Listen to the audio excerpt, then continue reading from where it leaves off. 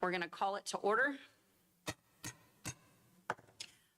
The Texas Government Code permits the Board of Trustees to meet in a closed executive session for the following reasons, among others: to consult with the college district's attorneys on matters deemed privileged by the Texas Disciplinary Rules of Professional Conduct or Government Code 551.071, to deliberate regarding real property under 551.072, a prospective gift under 551.073, certain personnel matters under 551.074, security devices or security audits under 551.076, and economic development negotiations under 551.087. If the board meets in closed session, we will announce the particular section under which we will be doing so prior to initiating the closed portion of the meeting. I'd like to invite Joshua Fache and Cheyenne George to the front. They'll be leading us in our invocation and pledge. Joshua is Nigerian by nationality and from Bowie, Maryland. He is currently a sophomore at Blinn College and majoring in computer engineering. Joshua is a freelance photographer and videographer, a profound car enthusiast, and a tech junkie. After graduating from Blinn, Joshua plans to transfer to the University of Maryland to complete a bachelor's degree in computer engineering with a minor in AI systems. Ultimately, he aspires to pursue a doctorate in machine learning and launch an explainable AI firm serving the U.S. government. Quite impressive. And Cheyenne George is a kinesiology health major and works as an RA at Blinn College. Originally from Trinidad and Tobago, she currently resides in Lubbock, Texas. After graduating from Blinn, Cheyenne plans to transfer to the University of Texas at Austin to pursue a bachelor's degree in kinesiology and health, followed by a Master of Science in athletic training. Quite impressive. Thank you for being here today.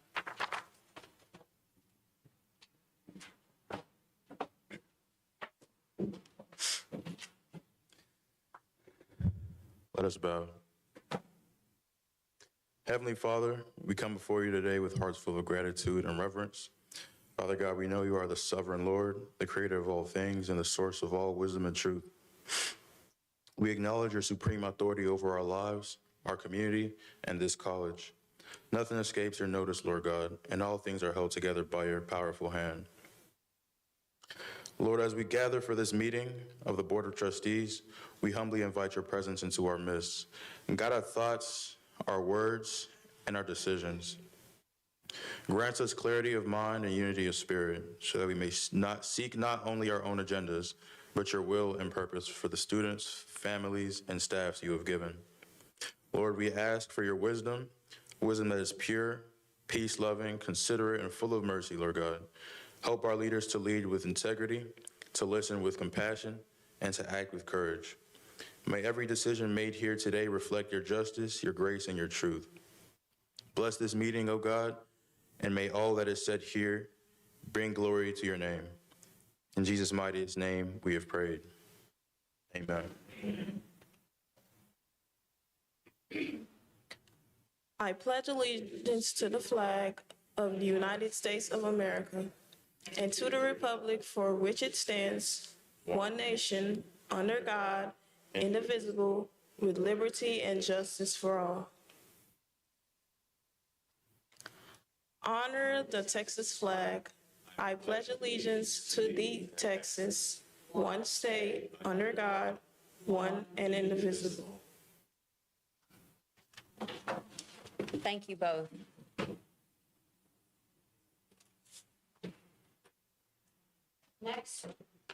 Next on the agenda is public comment, and no one has signed up. So we'll move directly into our reports. Dr. Hensley will give the Chancellor's administrative report. Well, thank you, Chair Binky. It's wonderful to see everyone. Happy June. It's hard to believe that the year has gone by so quickly. And, you know, we don't have a board meeting in July. So for many of you, we won't see you again until August. So thank you for your presence. Good morning to Trustee Colkhorst, who is zooming in this morning on screen. We see you, sir. Your setting looks beautiful. From what we can tell, you're having a comfortable, lovely place to have a board meeting from. If I might. Not bad. This is one of those pictures where we wish we were with you, sir, instead of over here. Thanks for letting me be here. So glad that you were able to join us this morning. If I could, I'd like to turn to Trustee Wells for just a moment. He has some special guests. I wonder if you could introduce them and tell us a little bit about why they're here and who they are. Thank you, Dr. Hensley. Good morning, everyone. Faith Mission is the clearinghouse for health and social service in Washington County. We're celebrating 40 years of a hand up. And one of the things that we're real committed to is the development of our young people and launching them in careers. So I personally have supervised over 73 interns from 11 different universities from associate to doctoral level. And I'm excited today because we have 2 summer interns from Prairie View A&M University in health and kinesiology. So first standing up is Ms. Patrice Espinoza. She is from Houston, Texas. She had an interesting first week because we took our young people on a tour of Texas. So in the last 5 days, she's been from Brenham to Austin to the state capitol, to San Antonio, to the Alamo, to Irana in the Valley, and then she concluded in El Paso, Texas. So that was our first week of internship. And secondly, we have Ms. Samaya Kokos, who's also from Houston, and this is her first day. So these are going to be some leaders in the healthcare industry in this region, and thank y'all for receiving it this morning. Thank you, Dr. Hensley. Well, how lovely to have you join us this morning. Thank you so very much. You could not have a better guide, a better mentor, a better role model, and just a better person than Reverend Wells. He's an outstanding leader of our community and does a wonderful job on the Blinn Board of Trustees, and we're just so pleased that you could join us this morning. I followed your travels a little bit because I follow Trustee Wells on Facebook, so I saw some of your pictures. Actually, if you know Reverend Wells, I should correct that. I saw a lot of your pictures. It looked like you were having a wonderful time. Again, welcome and thank you for joining us. Well, trustees, if I could direct your attention to our PowerPoint, I'd like to give you a facilities update regarding several projects. Particularly, some of these are underway this summer. At the Waller campus, the college has executed contracts with the architect and the construction manager at risk. Now, I'm going to tell you that we often refer to the construction manager at risk as CMAR. You will hear that acronym a lot in the coming months. So CMAR means our construction manager at risk. Now, the architect has completed the schematic design documents, and the CMAR and the cost consultant are developing a pricing estimate based upon those designs.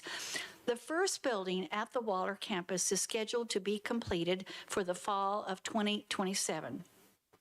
Over at the Brenham campus, the contracts have been executed with both the architect and the CMR for the new sports complex. The schematic design documents are complete and the pricing estimates are now under development. This project is also scheduled for completion prior to the fall semester of 2027. And then at the Blinn College Park Apartments, roof replacements are underway for buildings 5 and building number 6. Work on building 5 is now complete and contractors are installing shingles on building 6. Over at the band hall, the roof replacement is complete and the metal coping will be installed in the coming weeks. Both projects are scheduled for completion prior to the beginning of our fall semester. Now at the Bryan campus, the demolition of the existing asphalt at the Blinn Boulevard entrance is complete, and the concrete has been poured for the new drive. The installation of the brick paver median is underway, with paint and striping for the drive scheduled in the coming weeks. The roadway is scheduled for completion by early July. The mechanical upgrades at the Bryan campus are underway and are on schedule. A new air handling unit has been installed in Building A, and connections for electrical, chilled water piping, and controls are now in progress. The new boiler in Building G has been delivered, and the installation of electrical, plumbing, and gas is ongoing. The interior finish upgrades are also taking place on the second floors of Buildings F and H. The sanding, floating, and painting have been completed, and the flooring installation in Building H will begin in the coming weeks. Wow. We've got a lot going on for facilities. Now I'd like to transition, and I'd like to tell you about a special acknowledgement for Dr. Carla Ross. Carla is our director of the Associate Degree Nursing Program, and she has been elected to serve on the Accreditation Commission for Education in Nursing, also known as ACEN, on the Board of Commissioners. The ACEN is one of the largest specialized accrediting agencies in the nation. It seeks to strengthen the quality of nursing education nationwide. Dr. Ross has been with Blinn since 2010, and she was named director of the Associate Degree Nursing Program in 2018. Now, she's going to serve a 4-year term on the ACEN Board of Commissioners beginning on October the 1st. And during her tenure, she will continue to lead Blinn's Associate Degree Nursing Program, which consistently exceeds state and national licensure exam rates. And another wonderful award for Blinn. Trustees, I'm so proud to report that Blinn's Future Works Academy has been named the 2025 Best Program for Building a Sustainable Leadership Culture by Academic Impressions, an organization specializing in higher education leadership and in organizational development. As you know, Future Works is a 2-semester leadership development program open to all of our full-time faculty and our staff in the administration. This program has fostered a variety of innovative programs, including a faculty registration for veterans and an intervention program for students on academic probation. At this time, I would like to invite Dr. Marcelo Busicki, Vice Chancellor for Academic Affairs, and Dr. Joyce Lannenegger, Dean for Academic Support Services, to come forward. I'd like to commend you both for your leadership in this impactful program. And if you would like to say a couple of words as you come forward, I would invite you to do so. And if not, we'll go straight to a photo. Your choice.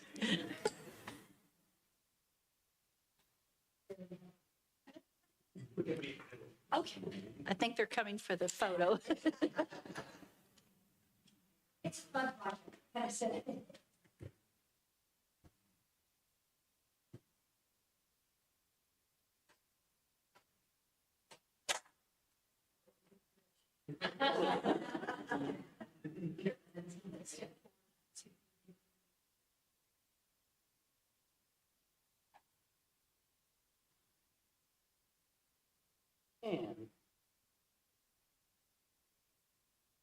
And 1, 2, 3.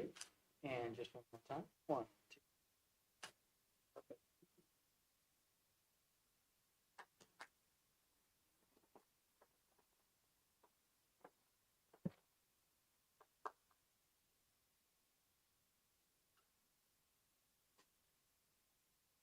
I'm not surprised that they didn't want to go to the mic. They're both very humble. But trustees, they have done an amazing job with this program. Joyce Lannenegger was one of the first people to come to see me when I first came to Blinn. And she and I sat at my conference table and we brainstormed a lot about what we might be able to do for faculty at Blinn College. And we talked about a program that I had done at my previous institution that had to do with faculty development and leadership. And we brainstormed from that very, very first conversation the idea of a Future Works Academy. And Joyce particularly, I have to commend for the wonderful job that she has done in making it really come to life and be something that people really strive to attain during their time at Blinn College. And I notice many times when people will do a signature underneath their name and title on their emails, I've noticed that if you are a participant in the Future Works Academy, you always put that class number 1, class number 3, class number 6, whatever it might be, because it's a note of distinction. And I have personally encouraged many of our faculty and staff to participate in the Future Works. And without exception, after I talk to them, after they do, they're always so glad. They say that it's one of the best things that they've ever done at Blinn College. So we've already formed the class for next year, I believe, and are ready to go with all that will entail. The second thing I want to mention about this program is that I listed for you 4 of the programs that we've actually incorporated into Blinn's operations within the college. And trustees, as you reflect now on some of the presentations that you have given at AACC and ACCT, want you to think for just a moment that they came from the Future Works Academy. So these are some of our brightest stars that we have within the college. They come up with really innovative programs that are always accepted when we present them to the national and state conferences because they are forward-thinking, they're different. No one else has done these kinds of things before, and so every time we submit, we're always accepted. And I'm especially grateful to you, Joyce, for your leadership on this. Dr. Busicki, you've done a masterful job also in ensuring that this has been embraced within the entire faculty. And I don't know what our percentages are for numbers of people who have actually completed, but this picture that you see before you today was taken at Rellis about a month ago. And it was the current class plus a few others that had come from previous classes just to watch the current class graduate. So it kind of shows you the camaraderie and the familial support that this kind of a project gains. So once again, I thank you so very much, Dr. Leniger and Dr. Busicki, for your leadership with this program. Now, I'm going to take my mic and run to the front. If you'll give me just a moment.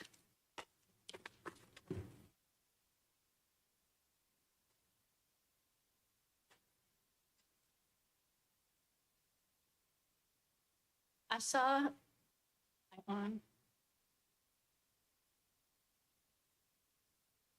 there we go. I saw Robert about 2 months ago, maybe a little less, and he told me that he was going to be retiring, and I said, a private moment with him about how wonderful he is and how much he's had an impact on Blinn. And then I said, I hope you can come to our board meetings so that our trustees can recognize you. And he wasn't able to come. And I was disappointed, but encouraged him, if you have time to come in the summer, June or August or even next year, Robert, please come, because our trustees want to thank you for all that you've done at Blinn College, and I personally want to make sure that they see you and know all that you have contributed. And so here he is this June. You see not as many people are here today. We've ended the spring semester, but here he is. Robert, I want to thank you so very much for being here today. Trustees, we're joined today by Robert Loveledge. Robert is the Director of Academic Advising and Testing on the Brenham campus. Robert, won't you come forward and stand over there? Robert recently announced his retirement after 32 years of service to Blinn College and to all of our students. Robert, you joined Blinn, I believe, as a counselor in 1993, and then you were named Director of Counseling in 1994. You fast-tracked that quickly, didn't you? We knew we had a good one. In 2010, his title changed to Director of Academic Advising and Testing. Dr. Kenneth Masenda, Dean for Student Engagement, said the following, quote, Robert Loveledge's impact and presence were felt by many, and he has more than left his mark on the department. On behalf of my colleagues in academic advising, as well as my colleagues across the campus, I would like to thank Mr. Loveledge for his years of service and dedication to the college. Robert, you were one of the first ones I met when I first came to Blinn, too. I was wandering around the halls and found you. And it was instant, like trustees. When you meet Robert, it's just instant. What a wonderful person. I like this man. He's a gentleman. He's a kind soul. He's a great part of the Blinn family. And for 32 years, Robert, it's hard to imagine that you're not going to be here with us, although he is going to do some part-time work because he contacted me recently and said he wasn't quite ready to let go completely. And so we're so glad that maybe we can keep you at least part-time for a little while.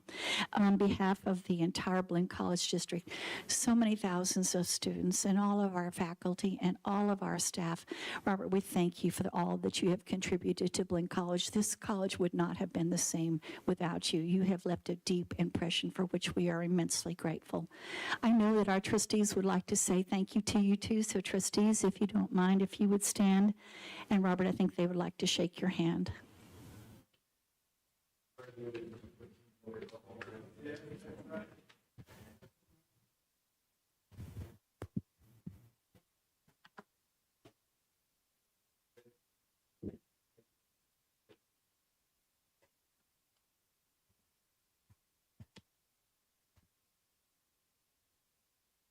Thank you so much.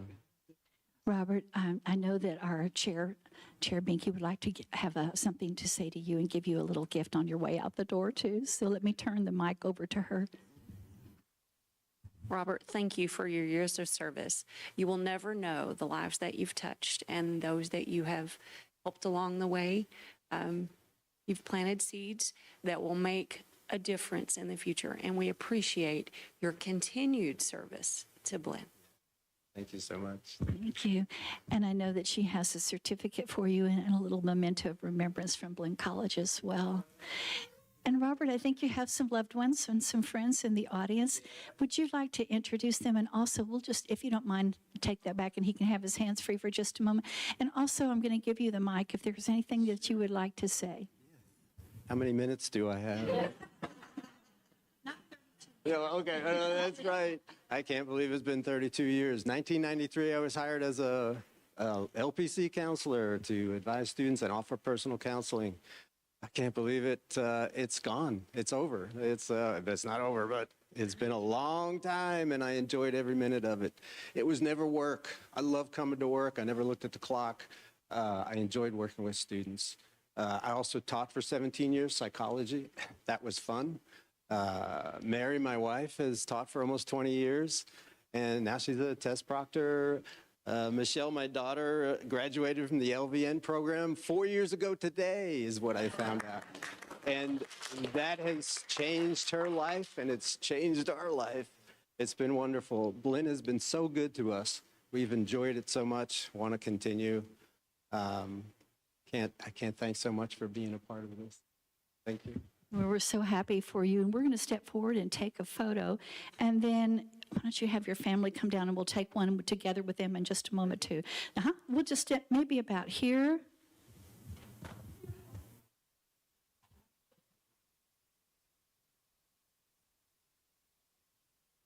Count to three, and 1, 2, 3. Just 1, 2, 3.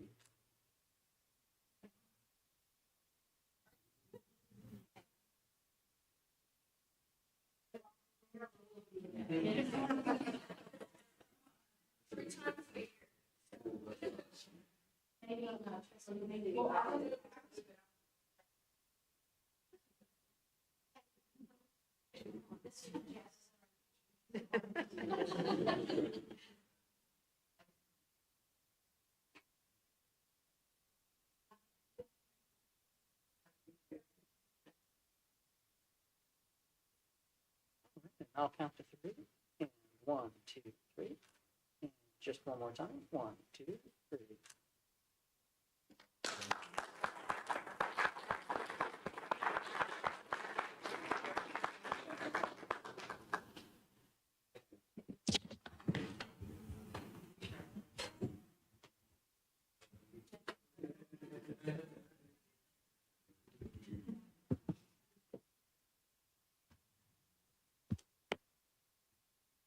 Thank you all so very much for being here. Robert, I'm so glad that you could come back to be here for the board meeting today. We really do appreciate it. Happy vacation for a short time, and we'll see you soon.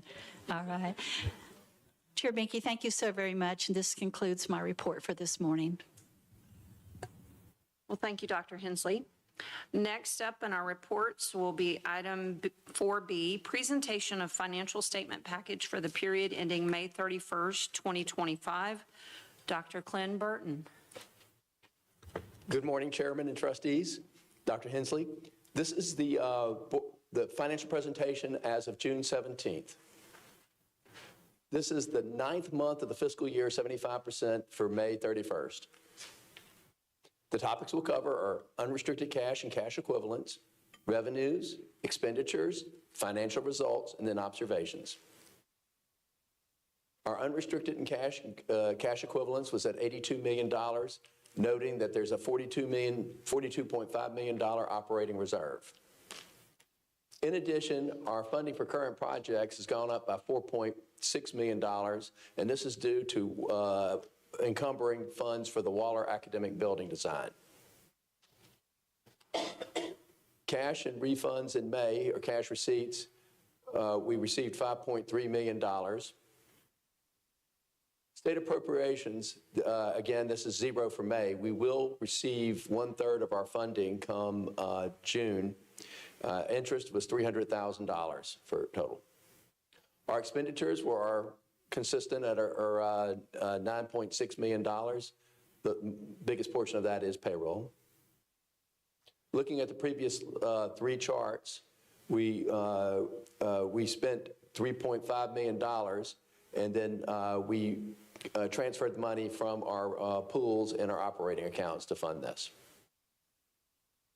On the revenue side, looking at our revenues, interest is substantially above budget when you compare to the budget, but compared to last year, because the cash we spent down for the Bryan and the Waller purchases, there was less cash corpus to build upon for an interest. Looking at our operating revenues, we're within 2% of where we were last year, but again, we're over budget when it comes to revenues. Our operating revenues, a 5-year comparison, you can see state appropriations have been trending up, as well as our tuition and fees have been trending up. Our auxiliaries, again, all of these areas are trending from the post-COVID recovery. Our state appropriations were at 84% at 75% of the year. Our tuition and fees were at 84% at 75% of the year. Looking at our tuition and fees, out of district is the largest source of Blinn's funding because we are a destination college, and then our general fees are our second largest source. Our tuition and fee revenue comparison for the last 5 years, general fees have slowly increased. Looking at our housing and food service revenue, we're at 77% at 75% of the year.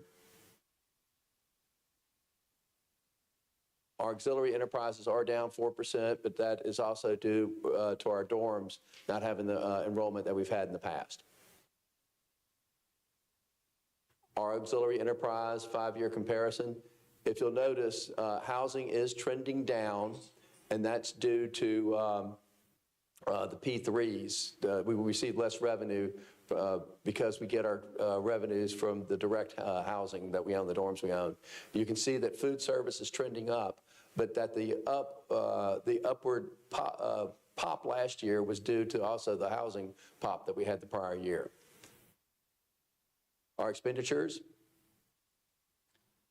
our total expenses are up $1.4 million versus this time last year, and that's primarily due to pay raises and increases in insurance.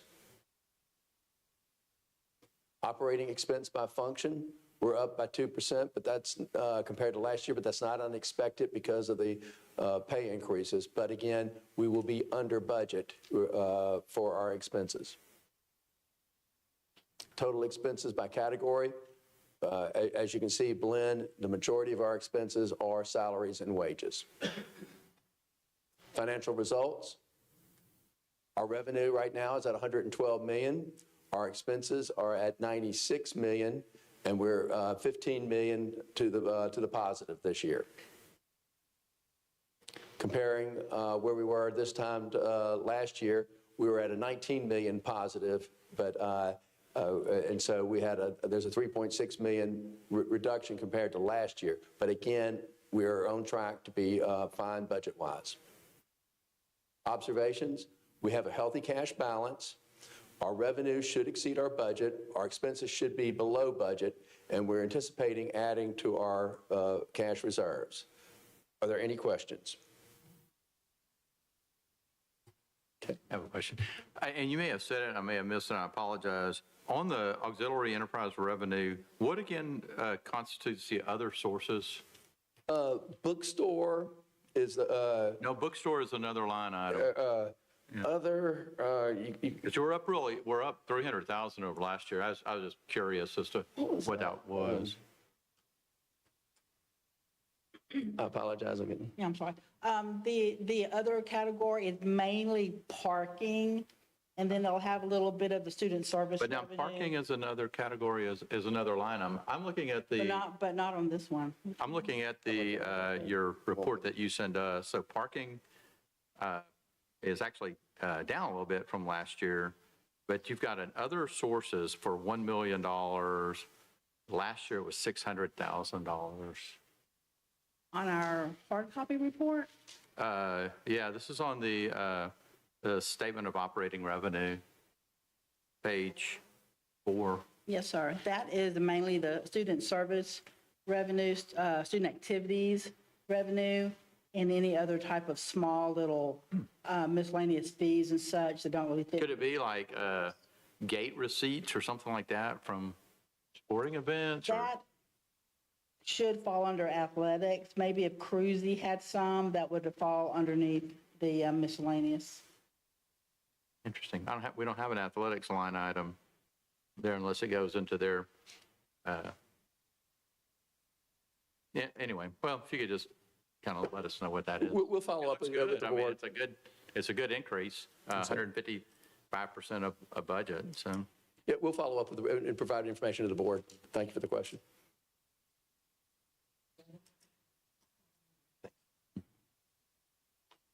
Thank you, Dr. Burton. Let me get back to my agenda. The next item on our agenda is item 4C, the institutional enrollment report for the 2025 spring semester, May mini-mester, and summer 1 session. Dr. Becky McBride will present.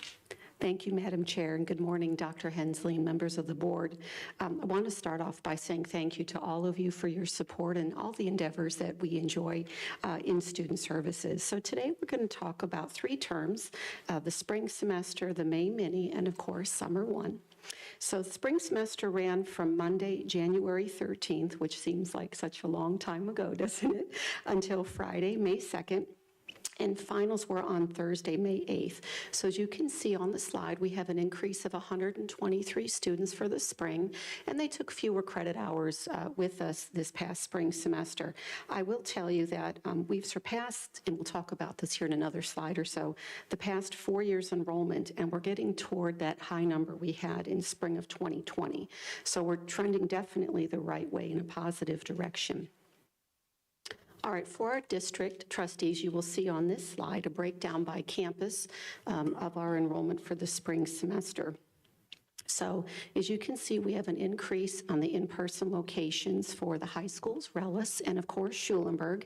And in order for us to reach these goals, I work closely with Dr. Busicki and Mr. Anderson, and my colleagues are just a joy to work with, and ensuring that we have plenty of seats open for our students. For the high schools, you can see our largest increase, almost 20%. And since last fall, we had an additional 5 agreements, bringing us up to 58 total. And 35 of those agreements had increased this year with their enrollment. And that is all due to the FAST initiative. So thank you again when I said supporting us, permitting the college to join that endeavor, and helping those students that I don't think otherwise we would have had contact with. So it's wonderful that we're part of that initiative. When we look at the Rellis campus, you can see an increase there as well with the higher enrollment. Something that you don't see on the slide is the enrollment for the Academic Alliance, and they're increasing as well. So the Rellis campus is getting full, and very pleased for our partners across the street to see that as well. So when we look at Schulenburg, wonderful things going on there. We have cohort-style courses being offered in health sciences and business, back-to-back classes, and it permits those students, once they come on site, to take their courses and then move about their day. So that's been a wonderful change that we made this year.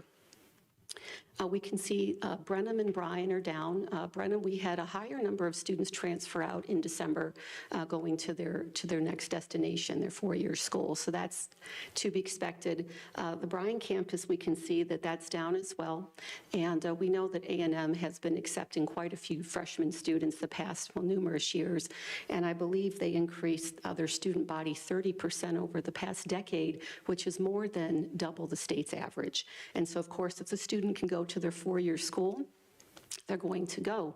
Another thing we talked about, I know in the fall, that 36 of the 41 Texas public universities were bragging in the news in a good way that their enrollments were the highest ever. So, I mean, if they're going to accept more students, students are going to go to their four-year school first, and that directly impacts us as well as a district. So what we've been doing, multiple tools we use to reach out to students. For the Bryan campus in particular, we do continue with our Stop Out campaign.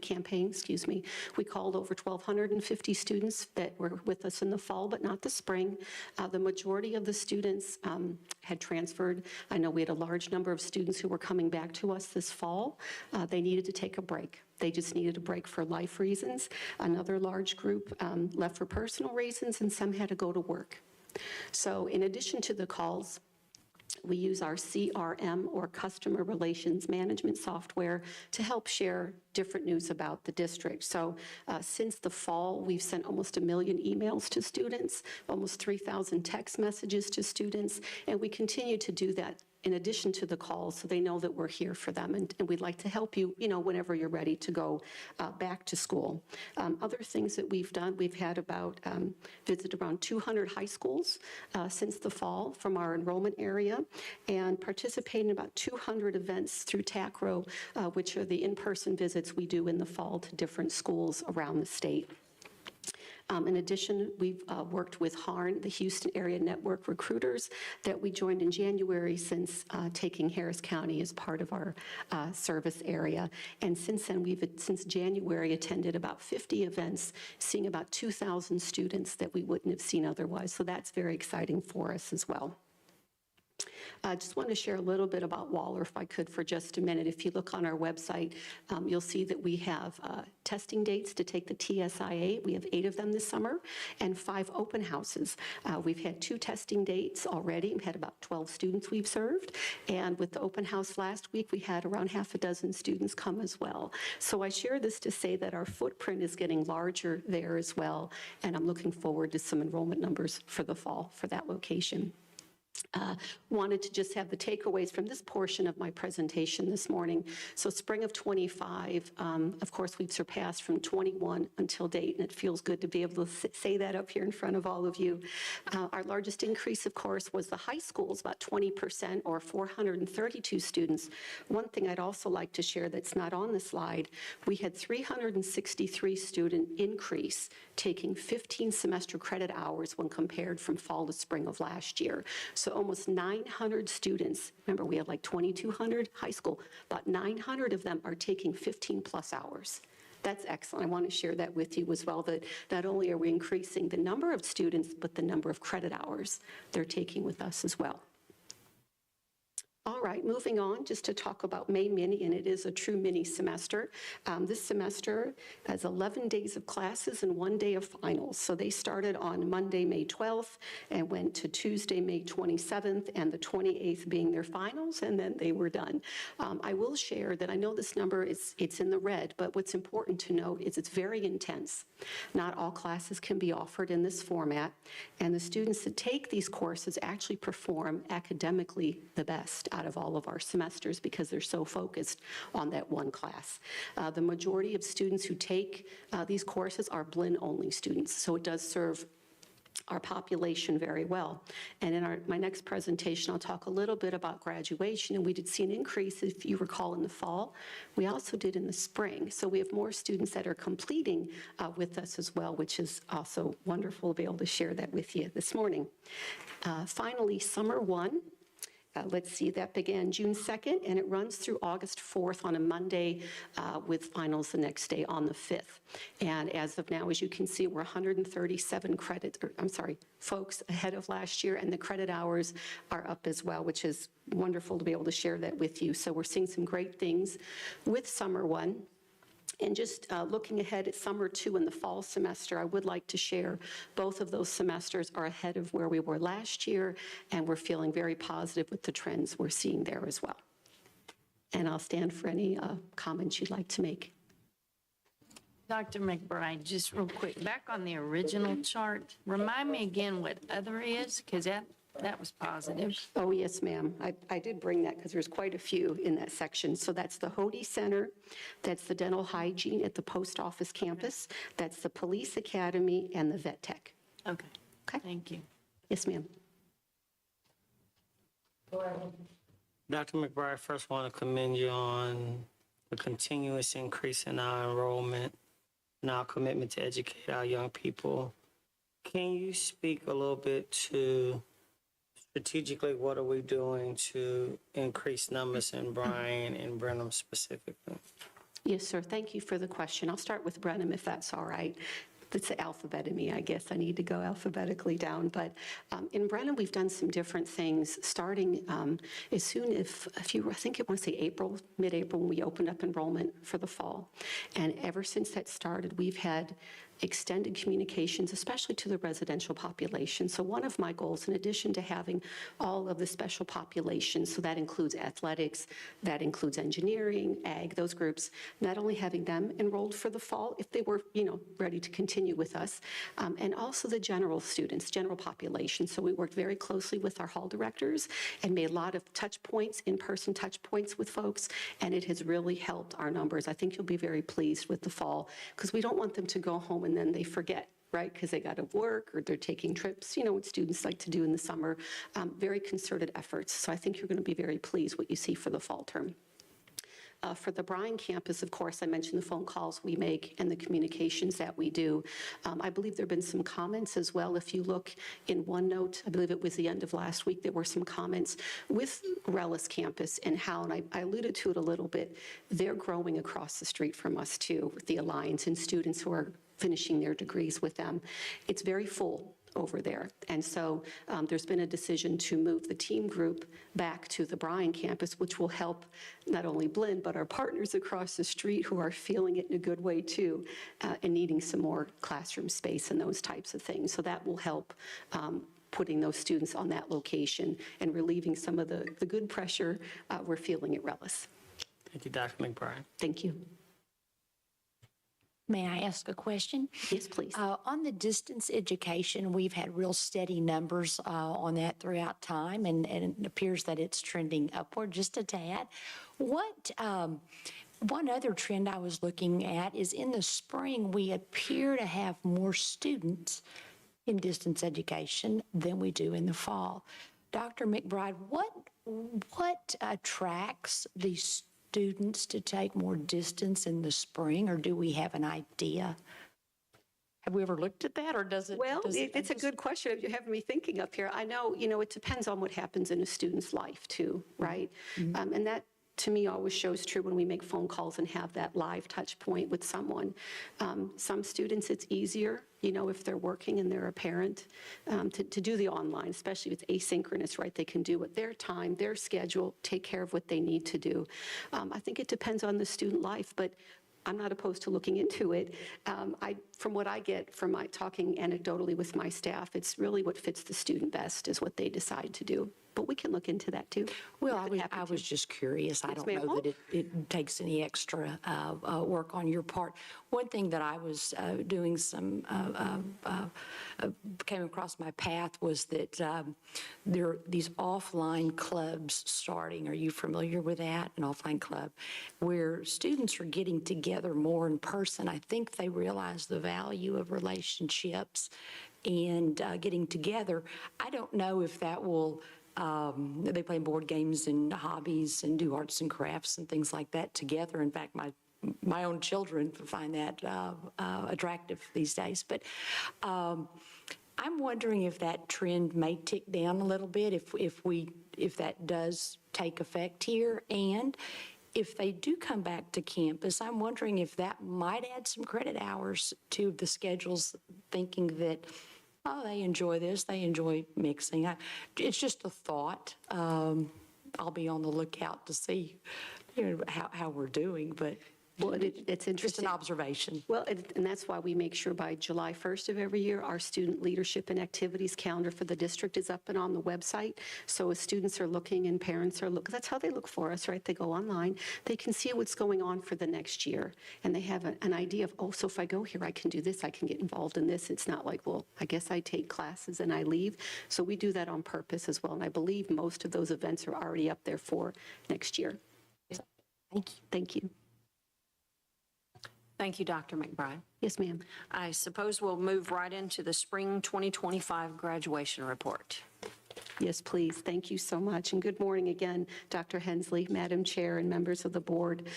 Summer is such a wonderful time for student services. So even today in Bryan, we have a new student registration day, and we have around 25 of those throughout the summer at Rellis, Bryan, and in Brenham. And I'm so pleased to say that this year we are packed, we are full. We have 100 students at least coming to each of the days with their families, and we have walk-ins coming as well. And so we see them at the beginning, and then we help them as they move on from Blinn College and they graduate and they spread their wings. So it's just such a rewarding area to be working with, and I'm so very blessed for my staff. Wanted to share first, this is a picture of us just, last month, May 7th, had a graduation. And as if you recall, we had a very large number, 302 students decided to walk. That was the largest number ever of participants that we had. And I'm so excited to be able to say that as well today. That means people take pride in their education and their experience at Blinn, and they want to come in and reward themselves with that recognition. So if you have time and want to watch parts of the video, I have the link there for you. A couple of things just to review when we talk about students who receive their associates and certificates. There are three types of applicants that we see. And so we have the regular graduation applicants. So we send notifications using our CRM to students notifying them, hey, guess what? It's time to apply for graduation. We'd love to help you. And they have pretty much the whole spring semester until the end of May to apply. We also have some reverse transfer students who are now attending their four-year school and having their classes transferred back to us and getting their credits for that. And then the lost graduates are the students that we identify, and we apply for graduation for them and notify them that, guess what? You've received a certificate or associates. So as you can see on this slide, trustees, we've increased our number of students who have successfully completed their degrees and certificates with us.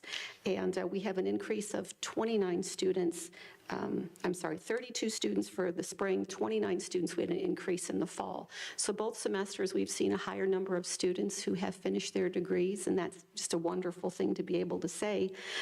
I'd also like to share that this number you see on the screen, the 1163, is the third highest spring graduation class that Blinn has had. So it's shortly behind spring of 2020 and 21. 21 was the highest. So we are seeing, again, like the enrollment is higher, the graduates are higher. And so that's just a great thing to say, that they're not only starting with us, but they're also completing, right? That's the point of going to college. So, and with that, I'll stand for any questions, please. I do have a question about the lost grads, Yes, ma'am. because that went up significantly since last year. I'm assuming we go and try to pursue them Yes. to fill out so that it'll count? Yes, ma'am. And we fill out the application and tell them, yes, ma'am, we're very on it. I'll say it that way. Okay. Like, guess what? We finished this for you. You're a recipient of a degree. So we make it very easy, I promise you, very easy for them. Chairwoman, two quick observations. One, I want to commend our athletic director, Scott Schumacher, because in my now almost 7 years on this board, initially that were concerned about our scholar athletes. We have roughly estimated about 12 programs, and 10 of those athletic programs had over 3.0 team GPAs. The number of student athletes that walked across the stage was simply amazing. Over 75% of most of the teams were either Dean's List or Chancellor's List students. So again, I want to commend you all on a tremendous job. And truly, Blinn puts the scholar and the scholar athlete. Second part is the international students. And most of their parents do not have the opportunity to be able to fly here and to be able to see them represented, and many of them brought their flags from their countries. And of course, I follow up with a lot of them, it's just amazing to see what's being achieved and connecting to our legislative appropriations. Now that we're doing success points, every time those scholar athletes walk across the stage, that directly correlates to revenue that comes from the legislature. So again, I want to commend people on a tremendous job. And if we look back from when I started in 2018 to now, the scholar athlete results are amazing. Thank you. Thank you, Dr. McBride. Thank you. Next on the agenda is item 4E, the presentation of preliminary legislative summary for the 89th Texas Legislative Session. Mr. Schubert.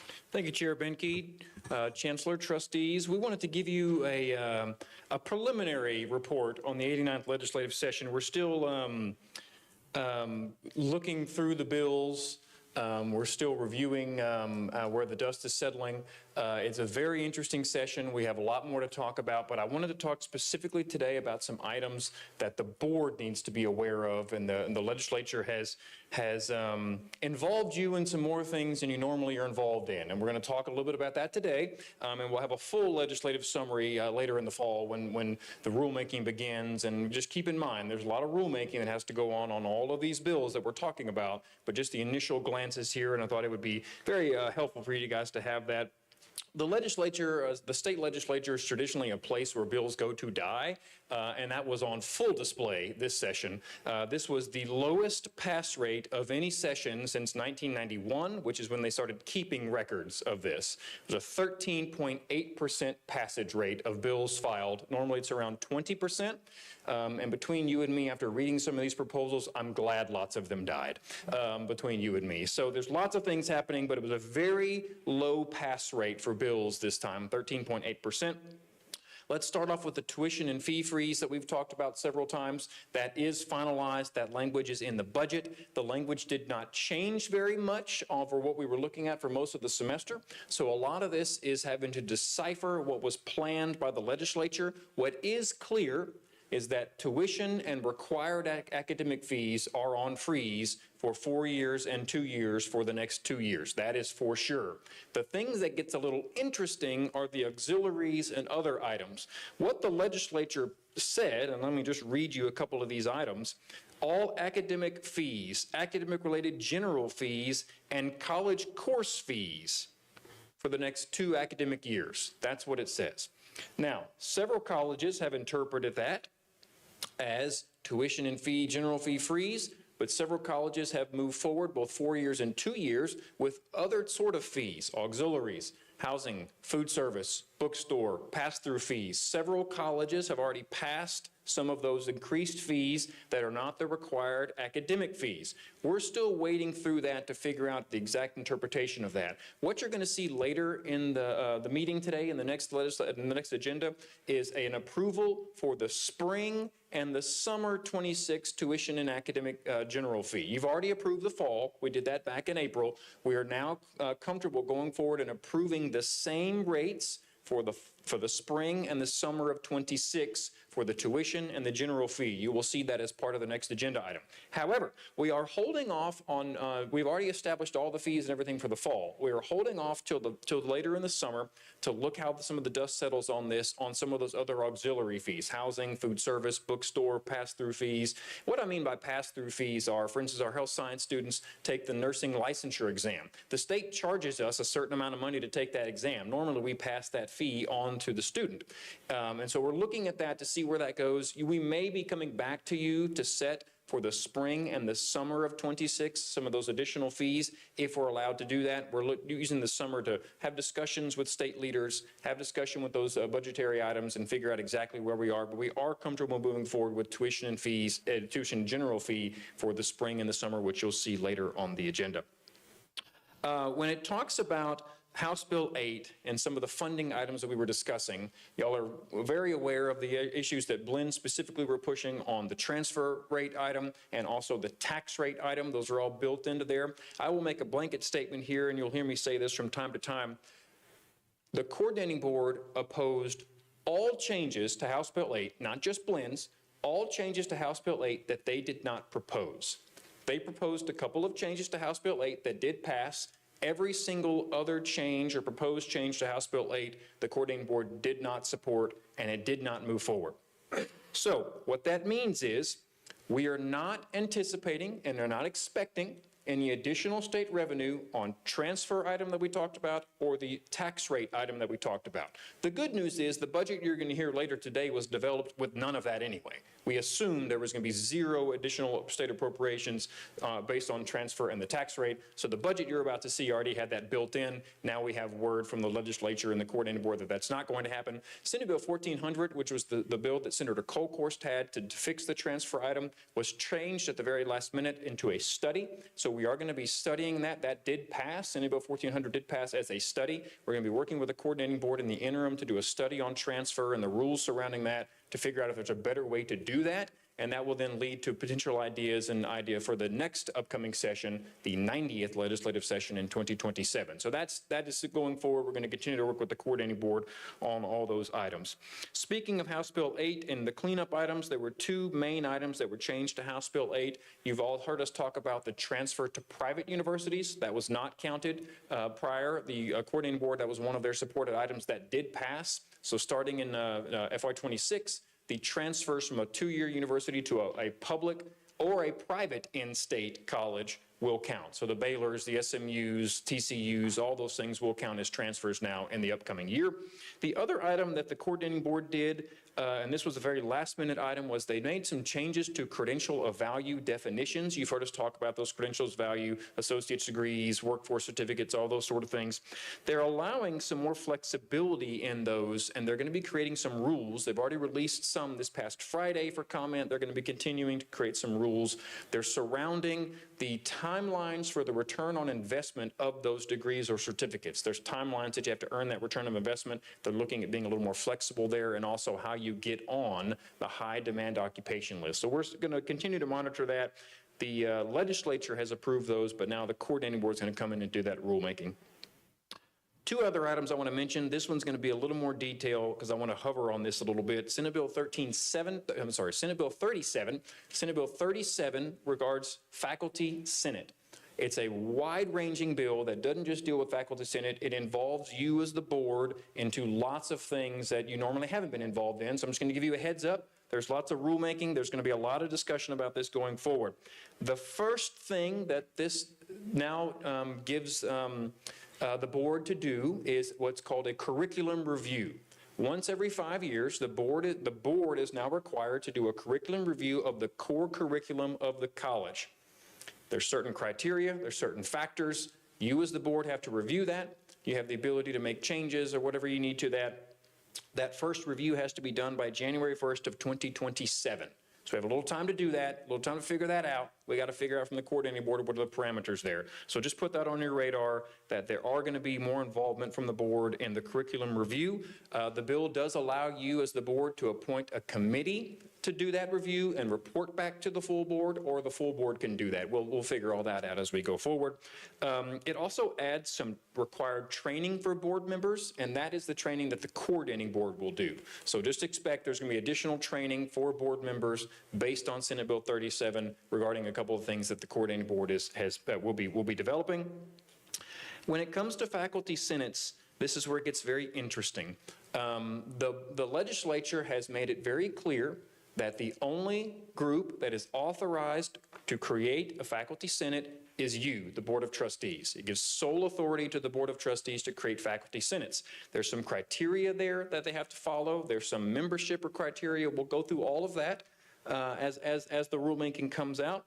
One very important item is Senate Bill 37, as of September 1st, 2025, has abolished all faculty senates in the state of Texas.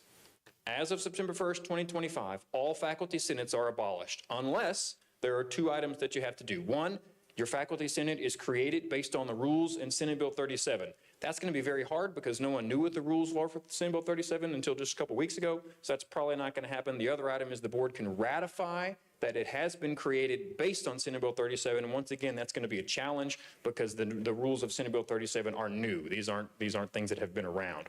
We are working with our faculty senate to work through this, develop a plan, develop a strategy. But I just want to let you guys know that there's going to be some work on Faculty Senate at the board level. There's going to be some work at the board level on the curriculum review, several of those things based on Senate Bill 37.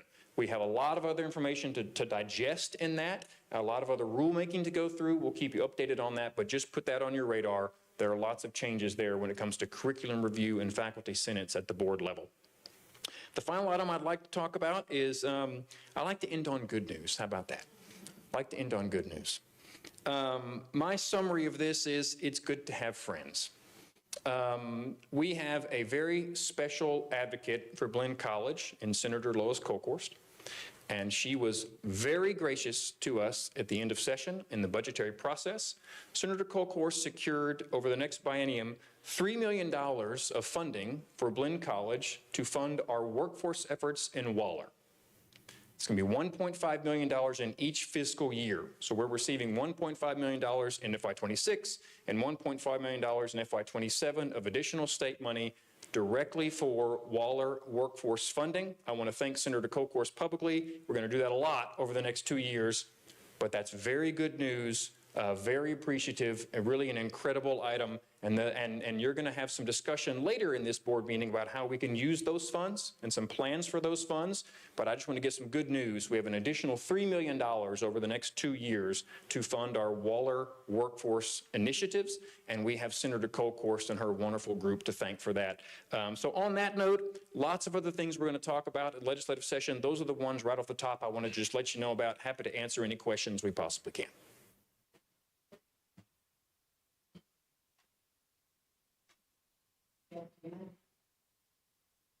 Excellent summary.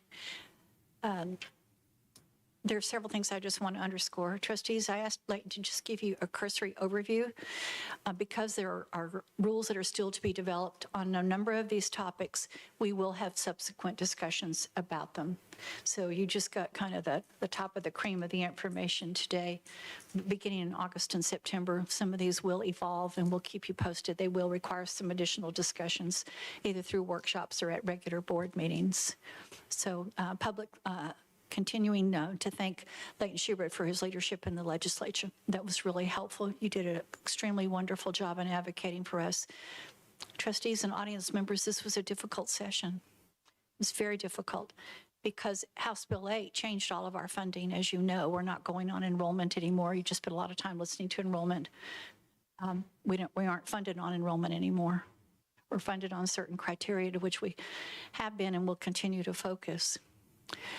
Our staff have done an extremely amazing job in trying to focus on what's relevant and what counts to help students succeed in their career goals and in their life goals. I too want to publicly thank Senator Kolkhorst. I have privately. She is an amazing advocate for Blinn College, and her timing couldn't have been more helpful as we go through some of the subsequent discussions that we're going to have this morning regarding specifically Waller. $1.5 million for the next 2 years each year is just a gift to us, and I say that in quotes.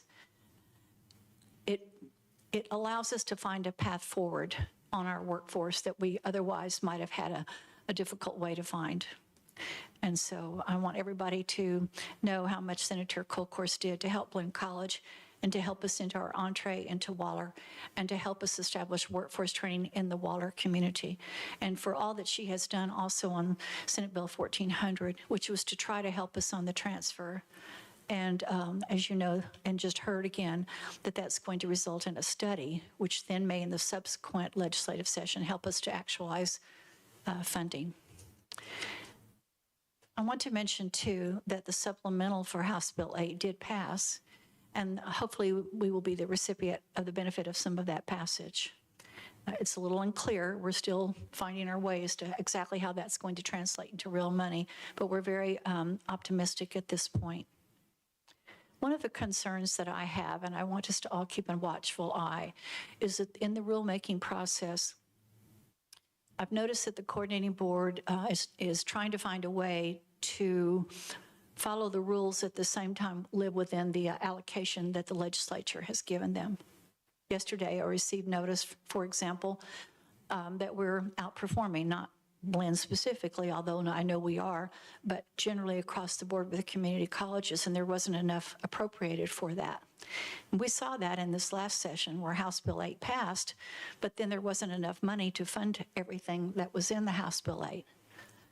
So as of yesterday, I see that continuing to happen. And how does the legislature and the coordinating board deal with that? This is what I've seen so far. They restrict the interpretations so that fewer can count.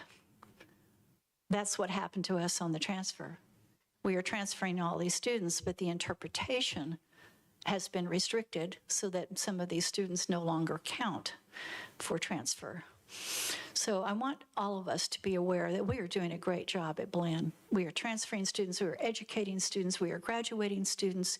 We have a fabulous faculty senate and an admirable relationship with our faculty. But we are one among 50 community colleges who take the information that is passed legislatively and then we have to implement it. I hope that there are no hard feelings and that there are no interpretations that somebody is going after or a group is being sought after or that Blinn is being looked at for doing too well in certain categories. I truly believe that is not the case. I believe that what is happening is that there is just limited money.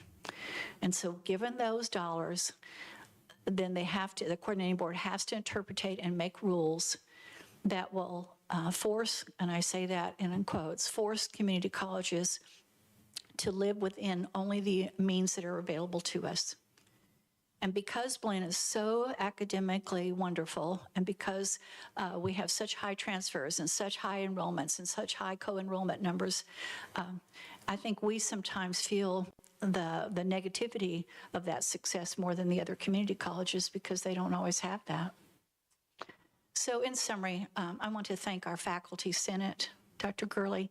I know you and I have already talked several times, and we're talking again tomorrow. I particularly ask you to give our good wishes, particularly from me personally, to our wonderful faculty senate. We will get through these challenges, as will every other community college and four-year university in the state. This was not just for Blinn, this was for all of us. And we are going to do the best we can to make it successful, and I know we will, and we'll work very collaboratively with you. For staff, council, and others, may I just say the same. Jimmy, I know you're on Zoom, so I'd like for you to please acknowledge, if you would, once again, to Lois on behalf of the administration, on behalf of the Board of Trustees, on behalf of the staff and faculty, and on behalf of me personally. I thank Senator Kolkhorst. We are extremely grateful for her, and she's done an amazing job on so many fronts. And I would just like to thank her publicly and encourage everyone who sees Senator Kolkhorst to thank her for all that she has done to support our college, and she does that with others in her district as well. In summary, trustees, this is not the last discussion we're going to have on the impact of this particular legislative session. It has more tentacles than we expected, and it's going to continue during the next 2 years until we get through the next legislative session. But we are already working. You saw a note that I put out to you all regarding communications with TAC, and I believe we have expressed our position very clearly to our colleagues, and we'll work very closely during the next 2 years to try to get next steps that we can that will benefit our faculty, staff, and students. So trustees, I thank you for the opportunity to share this legislative update with you. Please know that there is more. So we gave you the kind of the top level, but there will be more, and we will be discussing this with you in further sessions. Chair Binky, I appreciate the opportunity to speak to our group. Thank you. Thank you both, Leighton, Dr. Hensley. Our next item is item 5. All items listed in this portion of the agenda are considered to be routine by the Board of Trustees and will be enacted upon one motion. There will be no separate discussion of these items unless a trustee so requests, in which event the item will be removed from consent and considered in discussion and possible action. Trustees receive agenda materials in advance of the meeting to prepare for the business to be conducted. We would like to have consent for the approval of minutes for the May 20, 2025 regular meeting, and approval of minutes for the May 20, 2025 board workshop. So move. We have a motion and a second. All in favor? Aye. Opposed? Motion carries. We will now move on to item 6, discussion and possible action items.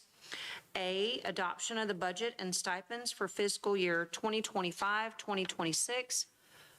Dr. Clint Burton, it's yours. Thank you, Madam Chair. This is a follow-up discussion from the BFIA meeting that we had earlier. Going through the budget process, it starts in the budget planning in November and December. We gather data from all aspects of the college. We then do an analysis and development during the January and February. And during this time, we're getting board approval and review for things like tuition, pay raises, and other items that require board approval. And then once this item is approved, it is then implemented and monitored, and then the whole process starts again, the whole cycle. Overview of what we're going to talk about today. We're going to talk about the cash, the current status, revenues, tuition and fees. The tuition and fee rates were adopted in April, but that was only for the fall of 26. We will then have a property tax discussion in the August-September timeframe to talk about. I'm sorry? Which one?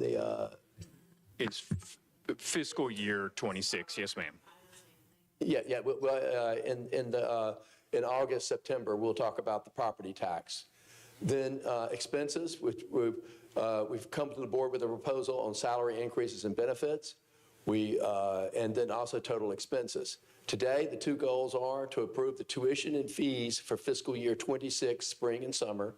And as we've mentioned today, those are frozen by legislature and the governor. And then look to approve the budget for fiscal year 26 today. Looking at our cash and cash equivalents, we have the $42.5 million reserve. We have the set aside for R&R. And then we have funding for current projects, which we updated earlier, and then there's funding available for new projects. Since we spoke last, there's been 3 additional items. As Mr. Schubert mentioned a few moments ago, we have the Waller workforce appropriation of $1.5 million. We have state insurance retirement appropriation that increased by $550,000. And keep in mind that that is also offset by an expense. What they give us, we spend immediately to provide insurance for our employees. And then the last thing is we've received some additional property tax that we can adjust our budget up to because this year we'll roll forward to next year. Apologies.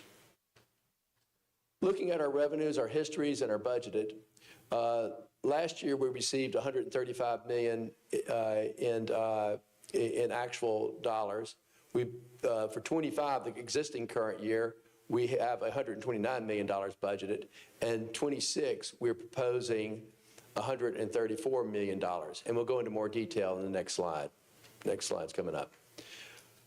Our proposed tuition and general fees, that is not changing for either the fall, the spring, or the summer for fiscal year 26.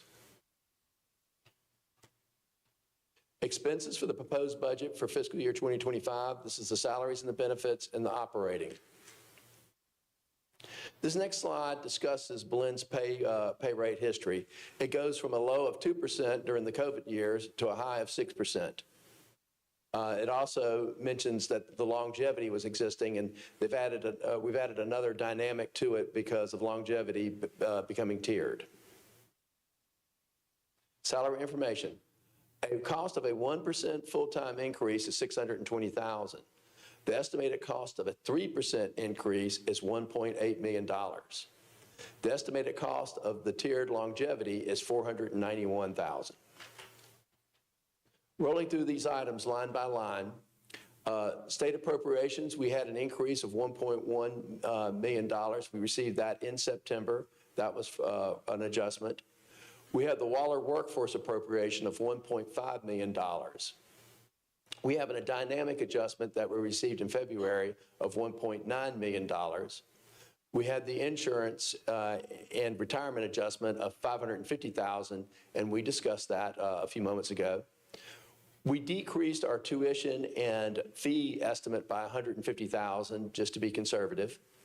We reduced our housing and meal plans by $500,000 just to match what our trend has been the last few fiscal years. But we've also this year received an additional $520,000 in property tax. So our proposed revenues will go up by $5 million. Looking at proposed cost, debt service went down by a very minimal amount of $21,000. The full-time employee salary increase at 1% is $620,000. At 3% is $1.8 million. The tiered longevity is $491,000. Again, the state insurance offset, $549,000. We have a personnel increase of $1 million. We have an operational decrease, and this comes from contracts and efficiencies identified, of $337,000.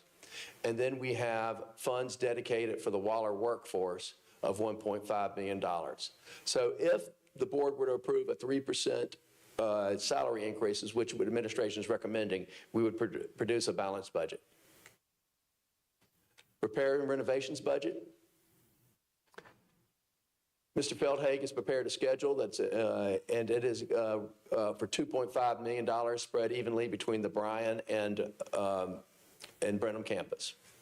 Any comments and questions? Well, let me give you some comments real quick, if I may. The points of emphasis in this budget, it's been prudent and conservative. We're assuming very few revenues and we're very conservative in our revenue projection. There's some revenue projections that we are not including in the budget, including additional property tax, additional interest. This budget funds our strategic goals, specifically of student success, performance excellence, and planned growth. It addresses health and safety issues. It is balanced. It complies with state law, and it will be completed timely. There's no tuition increase in this budget. It assumes no enrollment increase. Again, not all projected interest and property tax are budgeted. It includes a pay raise, and it includes longevity. Are there any questions? Just for clarity, Dr. Burton, not sure what page it says, but you had a slide that said additional FY26 revenues. You listed 3 categories. Yes, sir. In the rider we got from Senator Colcars, the state and insurance, and then the additional property tax. Those are not unique to Waller. Those revenues, correct? That's just additional revenues that you didn't see before. Right. When we talked last time, sir, we did not have that information. Right. Okay. And so we got the rider from the Senator Colcars, and then we also got the additional information from the legislature on insurance. Perfect. And then, of course, a little bit additional of property tax. Thank you. Okay. Well,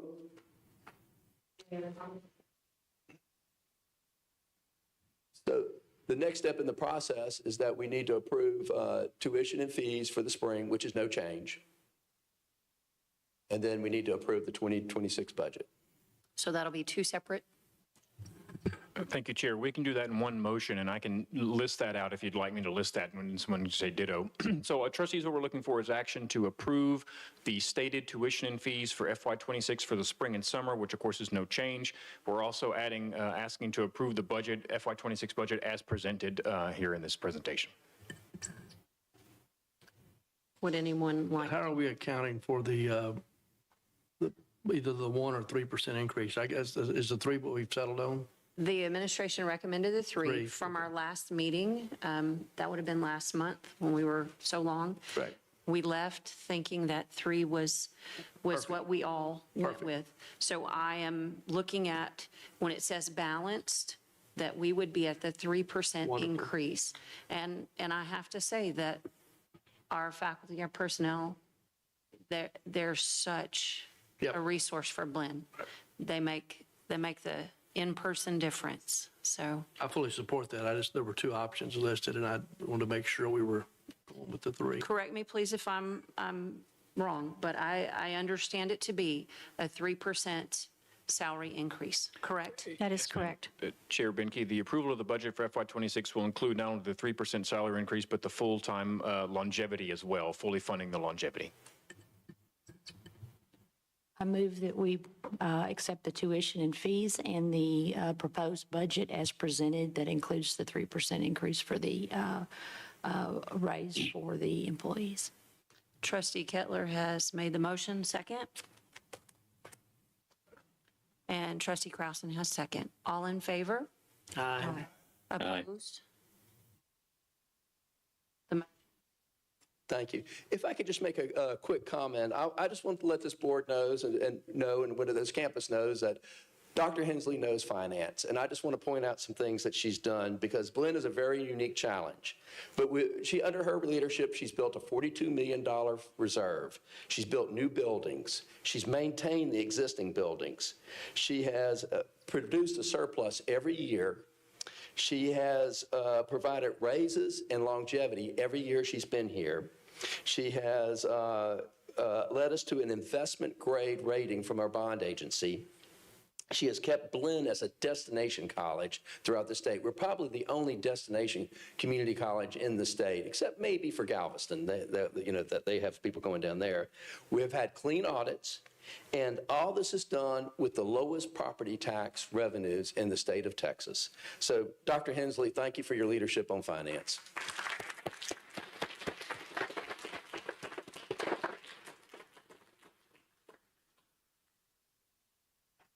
Thank you, Dr. Burton. The next item on the agenda is item 7, executive session. And we will have an executive session today. Our only question is, do we need a 5-minute break prior to that? Madam Chair, if we can Yes. read the statement on number 7 first, and then we can break for executive session. I apologize.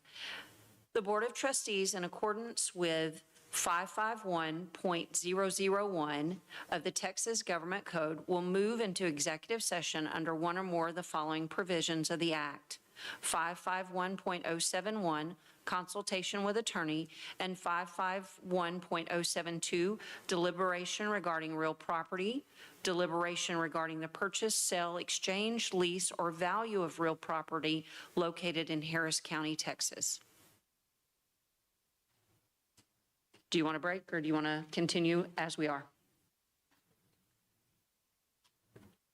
Okay, then we're going to move straight in. Thank you for being here. The time is 11:22. Thank you.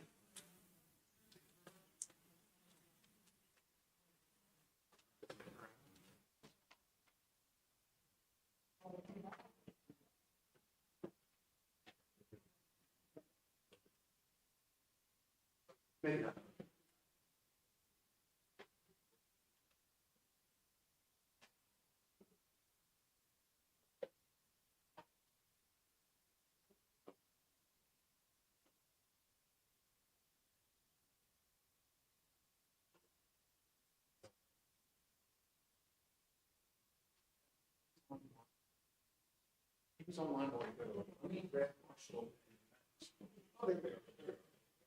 Just waiting for Max, would you mind catching that a little? And then Jason.